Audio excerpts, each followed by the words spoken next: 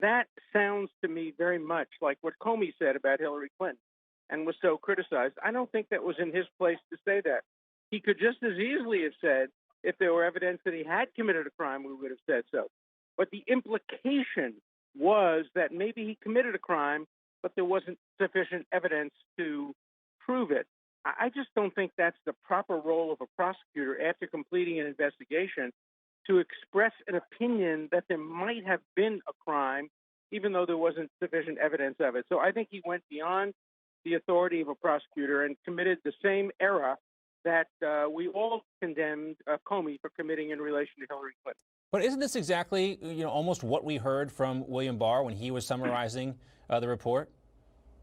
There was a little bit of a different twist on it, and the twist came from that one statement saying that if there were evidence, compelling evidence that he hadn't committed a crime, we would have said so. That was putting a spin on it. Barr didn't put that spin on it, and I don't think it was proper for Mueller to put that spin on it as well.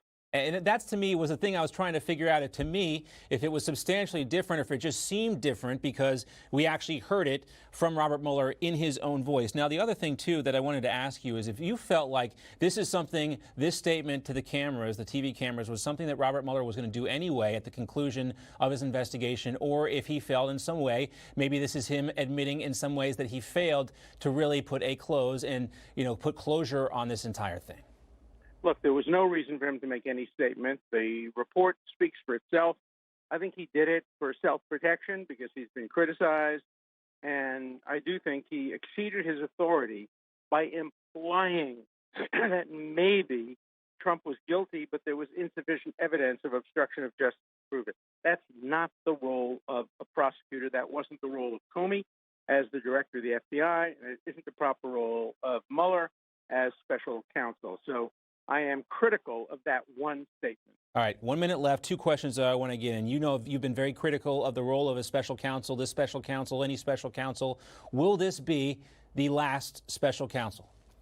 I would sure hope so. I would like to see structural changes made in the Justice Department where we have a full-time, independent unit within the Justice Department that can routinely investigate these kinds of allegations. I think the role of special counsel, a special prosecutor, has proved to be historically a failure. One thing that was clear, and you pointed to this as well, is Robert Mueller felt the need to defend his investigators and his investigation. He again said this, that the investigation was fair and independent and done with the highest level of integrity. What's your reaction to that statement? Well, I think that's a fair thing for somebody to say. He wants to defend his investigators. I think the public can judge for itself whether it was fair, whether he used the right judgment in who he put on the task force, whether there were too many people from one party and too many people who had expressed views critical of President Trump. That's a fair point to make. I think generally most people defend their workers and the people who work with them, so I wasn't surprised to hear that. You just watched Newsmax TV, America's fastest growing news channel. Newsmax TV is now available for free on your smartphone. Just go to your iPhone or Android store and download the free Newsmax TV app. Then you can watch free TV news with an American spin anytime, anywhere in the world. Newsmax TV, real news for real people.